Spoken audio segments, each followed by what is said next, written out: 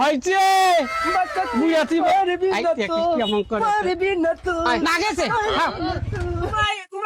তোমরা ছেলেটা ধরো তোমরা মুইয়া বাড়া ভাই জান তো আমি আছি এইখানে আছি জান। দেখছি তুই যে পোশাক করবো এখন আমি তার পাশে বাজাবো আইসো এই শোনেন ভদ্রভাবে কথা বলেন, আমি এইখানে দাঁড়িয়ে থাকলে কোনো সমস্যা আছে? তাড়াতাড়ি বাড়ি হয়ে আসেন যান, কিস্তি আমাকে দিতে হবে।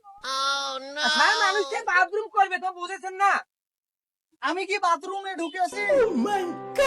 কোন মজিবাত করলু রে এই দরকার হয়েছে টানেছে নাকি টান পড়েছে মোটা কান এখন সব ঢিল দাও তো ঢিল দেন লাগবে তার খান এনে বইসুক না মুন বসির পাশ নেই এখনো দেখ তো কেমন টানেছে না আগে দেখ তো কেমন করেছে রে কোনা আবু নাকি ভিড় এনে সরম দাও তার খান আস্তা দিয়েছুন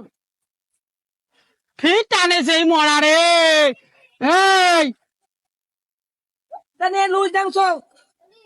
বারুন খান ওইখান জায়গা থসি একেবারে দেখ তো ফির টানেছে এই একদম কেন করেছে আরে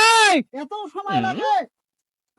এনে সরম দাও আস্তা দিয়েছুন সরস এই দুলে কাবা এ ভাই আমি মাঝে দোলেকা হয়েছে দোলেকা হয়েছে রে আমি মেলাম করো তো না দাদা খান হ্যাঁ এই কাপড় চোপড় বাকিয়ে ভাইল করে নিয়ে সার বলে দাঁড়িয়ে আছে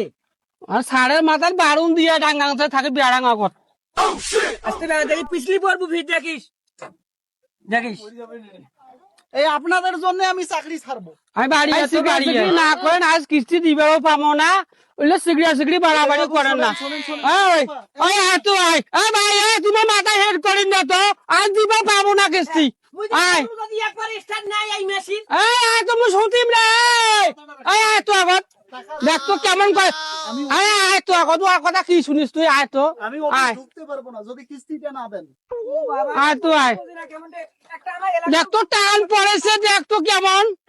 থাকিস তো তোমার সামনে তো মেরে মেরে 500 টাকা খরচ খরচ করে নিয়ে নুন ওষুধ আনবে আরে ওই মেলমেলা তো আয় তো আয় কাছ থেকে ম্যানেজ করে আয়। কিস্তিটা দেন, পরে পরিশোধ করেন। আমি বলছি কিস্তিটা নিয়ে আসেন যান।